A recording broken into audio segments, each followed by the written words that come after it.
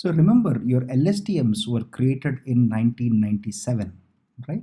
So GRUs are a more modern and simplified version, and the GRU stands for Gated Recurrent Unit, right? GRUs were created in 2014, right? And in a nutshell, the structure of GRU that we'll see in a little while is very similar to LSTM. Remember, LSTM has three gates. You have an input gate, right? Or input gate structure, bunch of formulas for input. You have an output gate and you have a forget gate, right? In GRU, instead of this complexity, they've simplified it. GRU is basically a much more simplified version which is inspired, which is obviously inspired from LSTMs, right? So because these are simplified versions, they're faster to train. They're faster to train because there are fewer parameters, it's much faster literally, but it's as powerful, it's almost as powerful as your LSTM. So in a lot of real world problems, people have tried both LSTMs and GRUs. People have tried both.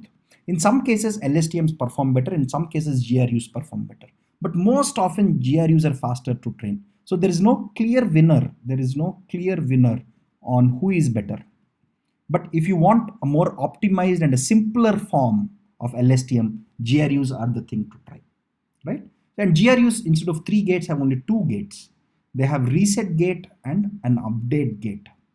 Okay, we'll see the structure of GRUs in this blog. Okay, this is a very, very nice presentation, and I've provided the reference link to this also, right? So if you look at the core structure, the core structure is very, very simple. Sorry, let me just zoom this out. Let me get my pen handy. Okay, so the concept is very simple. This is your LSTM, right? This was created in 97. Your GRUs were created in 2014.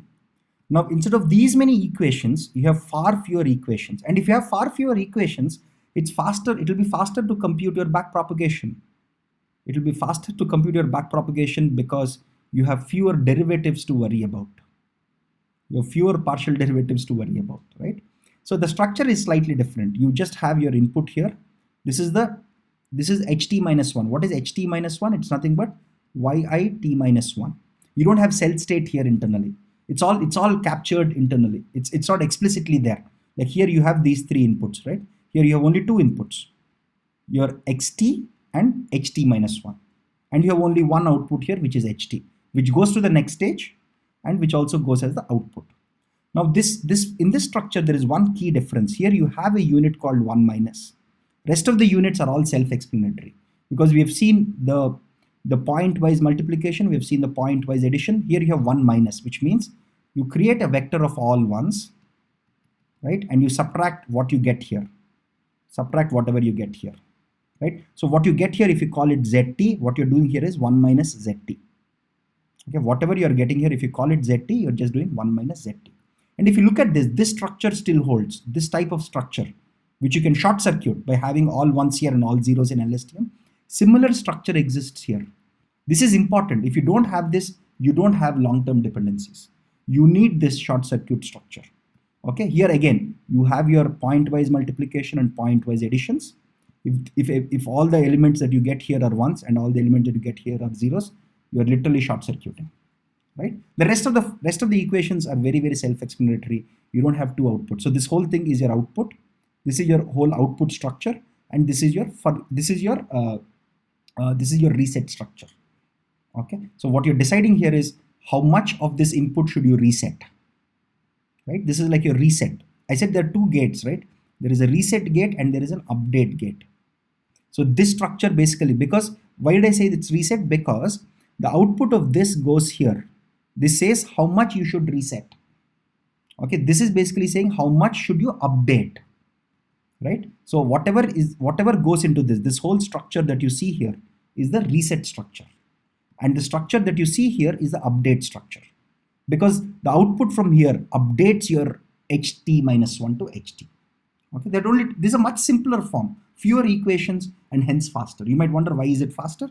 Because there are fewer equations and hence fewer partial derivatives and hence faster back propagation, faster computation of derivatives, literally, right? And there are fewer terms also. You don't have CT anymore. everything is encompassed, everything is captured in your HTs, right? There's also a very nice blog that I came across with a slightly different notation. That's why I didn't go through this blog explicitly. I wanted to continue in the same representation that we have seen for LSTM so that you can connect the dots between LSTM and GRU. But there's a nice blog with a slightly different notation that I've seen. It's a very well written blog. So those of you who are interested can also go through this blog. This diagram is slightly different. I mean, if you're used to one type of diagram like this, like I'm very used to this type of diagram because I learned a lot of stuff from Christopher Ola's blog. Now, this is slightly different notation from this, but this blog is also worth the read. I strongly recommend that you read this blog also. I'll provide you reference links for this slide as well as for this blog, right, in the description section of this video. But GRUs in a nutshell, GRUs are basically simplified versions inspired by LSTMs, where you don't need to worry about the cell state. It's all taken care for in your outputs and inputs. It's faster to train because you have fewer equations. It's as powerful LSTMs, and there is no clear winner. Actually, more recently, more and more people are using GRUs because they're able to train faster and they're able to train deeper RNNs. Remember, till now, what we have seen is just a single layer RNN. Everything that we have seen till now is a single layer RNN. We'll see deep RNNs in one of the next videos.